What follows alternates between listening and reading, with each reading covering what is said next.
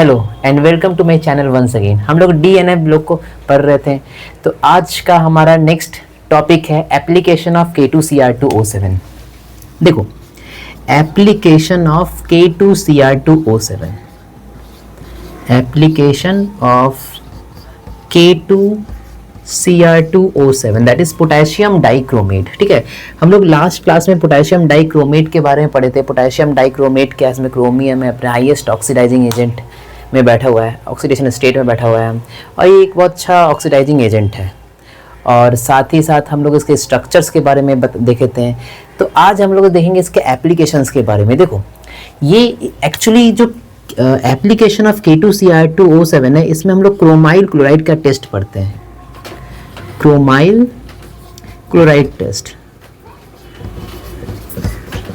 Okay, chromyl chloride. अब देखो होता क्या ये टेस्ट, जैसे सपोज ये क्या डिफाइन करता है, इसको क्या हम लोग डिफरेंशिएट करते हैं इससे। अगर आपके पास आयनिक सॉल्ट है और कोवलेंट सॉल्ट है, तो क्रोमाइल क्लोराइड टेस्ट क्या बताता है कि ये आयनिक सॉल्ट है या कोवलेंट सॉल्ट है, इसके बीच में डिफरेंशिएट करता है क्रोमाइल क्लोराइड टेस्ट। ठीक है, तो जैसे फॉर एग्जांपल हमारे पास सॉल्ट, अगर देखो सॉल्ट एक्चुअली होता क्या है, सॉल्ट दो तरह का होता है। हम अगर मैं बोलूं, एक अगर बॉन्ड के हिसाब से मैं बोलूं तो सॉल्ट होता है एक आयनिक बॉन्डेड सॉल्ट, जैसे NaCl, जैसे KCl। ठीक है, तो ये जैसे MgCl2, ये सब क्या है? ये सब आयनिक बॉन्डेड सॉल्ट है जो चार्ज ट्रांसफर से बनते हैं, जो कैटायन और एनायन के बीच बनता है। ठीक है, तो मैं एक एग्जांपल लिख रहा हूँ। एक होता है आयनिक बॉन्डेड सॉल्ट जैसे NaCl, एक होता है कोवलेंट बॉन्डेड सॉल्ट जैसे AgCl। ठीक है, ये है कोवलेंट बॉन्डेड, मैं इसे लिख दे रहा हूँ यहाँ पर ब्रैकेट में, कोवलेंट बॉन्डेड सॉल्ट। ठीक है, कोवलेंट बॉन्डेड। नाउ अब क्या है ये क्रोमाइल क्लोराइड टेस्ट? क्या है क्रोमाइल क्लोराइड टेस्ट? डिफाइन करता है कि एक सॉल्ट, सपोज आप लोगों को एक सॉल्ट मिला, वो सॉल्ट एक्चुअली आयनिक बॉन्डेड है या कोवलेंट बॉन्डेड है, ये आपको बताया जाएगा क्रोमाइल क्लोराइड टेस्ट से। ठीक है ना, तो आइए हम लोग डिस्कस करते हैं कि क्रोमाइल क्लोराइड टेस्ट क्या है। और ये एक एप्लीकेशन भी है K2Cr2O7 का। मतलब ये क्या है कि K2Cr2O7 वहाँ पर प्रेजेंट होगा और उससे कुछ हम लोग प्रोडक्ट पाएंगे, कुछ ऑब्जर्वेशन देखेंगे, और उस ऑब्जर्वेशन के बेसिस पर हम लोग बताएंगे कि ये सॉल्ट आयनिक सॉल्ट है या कोवलेंट सॉल्ट है। तो let us start about the salt. ठीक है, आप इसे नोट कर लीजिए या स्क्रीन शॉट कर लीजिए, मैं इसे मिटा रहा हूँ। देखिए, अब क्या है यहाँ पर कि सपोज मैंने एक सॉल्ट लिया, सॉल्ट मैं लिख रहा हूँ, एक आयनिक बॉन्डेड सॉल्ट है, आयनिक बॉन्डेड सॉल्ट IBS, मैं शॉर्ट फॉर्म में लिख रहा हूँ IBS, आयनिक बॉन्डेड सॉल्ट। ठीक है, अब ये सॉल्ट है, सपोज NaCl भी बोल सकते हो आप। इससे अगर हम लोग K2Cr2O7 मतलब पोटेशियम डाइक्रोमेट से रिएक्ट करवाएंगे, अगर हम लोग इसे पोटेशियम डाइक्रोमेट से रिएक्ट करवाएंगे in presence of concentrated sulphuric acid के प्रेजेंस में, मैं इधर लिख दे रहा हूँ कॉन्सेंट्रेटेड सल्फ्यूरिक एसिड के प्रेजेंस में। ठीक है, तो हम लोगों को क्या बनेगा, हम लोगों को क्या मिलेगा? हम लोगों को सबसे इंपॉर्टेंट एक रेडिश ब्राउन कलर का एक वेपर प्रोड्यूस होगा। उस वेपर को हम लोग क्या कहेंगे? Chromyl chloride, CrO2Cl2। Okay, chromyl chloride. अब देखो साथ में और भी बहुत कुछ बनता है, जैसे साथ में हम लोग KHSO4 बनेगा, साथ में NaHSO4 बनेगा, और साथ में Cl2 भी बनता है। साथ में क्या बनता है? Cl2 भी बनता है। अब क्या होता है कि ये KHSO4 NaHSO4 Cl2 जो बना, ठीक है, यहाँ पर ये तो एक बाई प्रोडक्ट है, लेकिन हम लोगों को ये दिखना है क्रोमाइल क्लोराइड। ये क्या है? इसका जो वेपर फॉर्म होता है, इसका इवन कलर भी होता है, रेडिश ब्राउन कलर का प्रेजेंट होता है। तो हम लोग क्या समझे, अगर सॉल्ट आयनिक बॉन्डेड सॉल्ट रहा, जैसे NaCl KCl सॉल्ट रहा, तो होगा क्या, यहाँ पर ये जो भी सॉल्ट है आयनिक बॉन्डेड सॉल्ट, ये क्या करेगा, ये कंपाउंड प्रोड्यूस करेगा, दैट इज क्रोमाइल क्लोराइड। और ये कंपाउंड का काम क्या है? ये कंपाउंड का काम है कि ये जो रेडिश ब्राउन कलर है ये शो करेगा। अगर मान के चलो रेडिश ब्राउन कलर शो नहीं हुआ, अगर मैं आप लोगों को बोला कि रेडिश ब्राउन कलर अगर शो नहीं हुआ, दैट मीन्स यहाँ पर सॉल्ट आयनिक बॉन्डेड सॉल्ट नहीं है, और that means ionic bonded salt नहीं है, मतलब वो कोवलेंट बॉन्डेड सॉल्ट है। तो यहाँ पर ये क्रोमाइल क्लोराइड टेस्ट क्या बताता है? ये बताता है आयनिक बॉन्ड है या कोवलेंट बॉन्डेड सॉल्ट है। अब ये क्रोमाइल क्लोराइड जो है CrO2Cl2, ठीक है ना, CrO2Cl2। ओके, इसका स्ट्रक्चर कैसा होता है? इसका स्ट्रक्चर होता है कुछ ऐसा, ठीक है। इसका स्ट्रक्चर होता है, अगर मैं इधर बताऊं आप लोगों को तो इसका स्ट्रक्चर कुछ ऐसा होता है, ठीक है। ये एक्चुअली टेट्राहेड्रल स्ट्रक्चर होता है, लेकिन सॉरी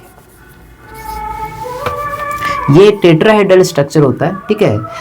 और अगर मैं देखूं टेट्राहेड्रल स्ट्रक्चर, मैं लास्ट क्लास में बताया था हाइब्रिडाइजेशन। अगर इसका हाइब्रिडाइजेशन अगर निकालोगे तो क्या होगा, half valence electron of central atom plus monovalent atom plus anionic charge और प्लस माइनस कैटायनिक चार्ज।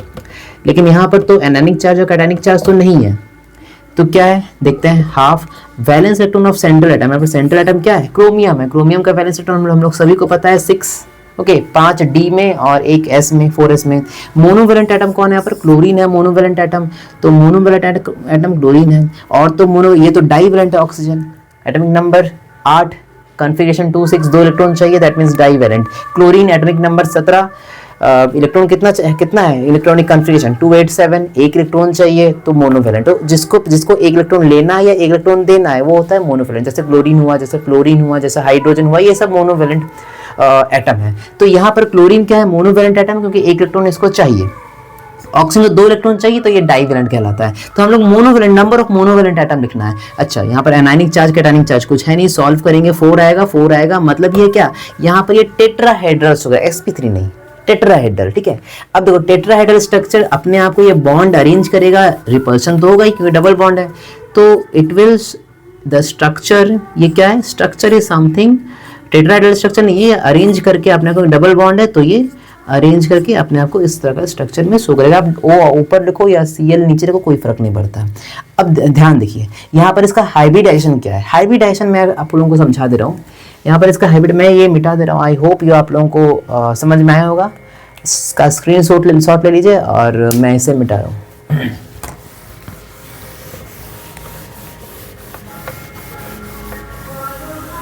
ठीक है। अब देखो यहाँ पर CrO2 Cl2 क्रोमियम का एटॉमिक नंबर सभी को पता है 24। इसका इलेक्ट्रॉनिक कॉन्फ़िगरेशन होता है argon 4s1 3d5, argon 4s1 3d5। मैं एक जनरल टर्म में बता दे रहा हूँ, ठीक है। क्लोरीन और ऑक्सीजन, यहाँ पर क्लोरीन एक बॉन्ड बना रहा है, ऑक्सीजन डबल बॉन्ड बना रहा है। तो यहाँ पर क्या है, एक के साथ क्लोरीन बनाया, बाकी डी में 5 ऑर्बिटल है। कौन कौन orbital, dx 3dy 3dxy 3dyz 3dxz 3dx² - y² 3dz²। अब देखो यहाँ पर होता क्या है, इसके साथ भी क्लोरीन चला गया, इसके साथ भी ऑक्सीजन चला गया, इसके साथ भी ऑक्सीजन चला गया। ये 4 सिग्मा बॉन्ड बन गया। ये 4 सिग्मा बॉन्ड, यहाँ पर ये सिग्मा बॉन्ड, ये सिग्मा बॉन्ड, ये सिग्मा बॉन्ड, ये सिग्मा बॉन्ड बन गया। बचा क्या, एक पाई बॉन्ड बचा जो ऑक्सीजन के साथ है, ये पाई बॉन्ड और ये पाई बॉन्ड। तो ये कौन सा पाई बॉन्ड है, ऑक्सीजन का। एक्चुअली होता क्या, ऑक्सीजन को सिर्फ एक बॉन्ड बनाना नहीं, ये तो एक ही बॉन्ड बनाया, एक बॉन्ड तो बनाना नहीं, इसको 2 बॉन्ड बनाना होता है। क्यों, क्योंकि इसको 2 इलेक्ट्रॉन चाहिए। तो ऑक्सीजन क्या करता है, ये जो इलेक्ट्रॉन है, नेक्स्ट 2 इलेक्ट्रॉन है, उसके साथ क्या है, ये डी इलेक्ट्रॉन और ऑक्सीजन का पी इलेक्ट्रॉन क्या फॉर्म करता है, डी पाई पी पाई फॉर्म करेगा। ये जो पाई बॉन्ड है, एक्चुअली ये कौन सा बॉन्ड है, डी पाई पी पाई बॉन्ड, ये बता रहा है ना। अब होता क्या, यहाँ पर कितने डी ऑर्बिटल यहाँ पर यूटिलाइज हुए हैं। यहाँ पर आप देखोगे तो d orbital 3 d orbital utilise हुआ है, 3 डी ऑर्बिटल यूटिलाइज हुआ है सिग्मा बॉन्ड में, तो D3, और एक s ऑर्बिटल यूटिलाइज हुआ है तो s। तो इसका हाइब्रिडाइजेशन क्या होता है, इसमें क्रोमियम का D3s, sp3 नहीं। sp3 मतलब s और p के बीच कॉम्बिनेशन हो रहा है, जो यहाँ पर नहीं हो रहा है। यहाँ पर d और s के बीच कॉम्बिनेशन हो रहा है, दैट्स व्हाई D3s यहाँ पर इसका हाइब्रिडाइजेशन। मैं एक जनरल फॉर्म में आप लोगों को बता दे रहा हूँ। आप अगर हम लोग एक केमिकल बॉन्डिंग का जो चैप्टर है उसमें अगर हम लोग हाइब्रिडाइजेशन पढ़ेंगे तो उसमें डिटेल से हम लोग बात करेंगे। तो ये क्रोमाइल क्लोराइड के बारे में कंप्लीट डिटेल्स है। और क्रोमाइल क्लोराइड जनरली D3s बहुत बार जेईई मेंस पे भी आ चुका है ये question, what is the hybridisation of chromyl chloride. ठीक है, तो आई होप आपको ये समझ में आया होगा। ये क्रोमाइल क्लोराइड का प्रिपरेशन भी हो गया, टेस्ट भी हो गया, आयनिक बॉन्डेड और कोवलेंट बॉन्ड सॉल्ट, क्योंकि ionic bond salt red brown colour का सोल्यूशन देगा, क्रोमाइल क्लोराइड देगा। अगर ये कोवलेंट सॉल्ट रहा तो ये red is brown colour chromyl chloride वो नहीं देगा।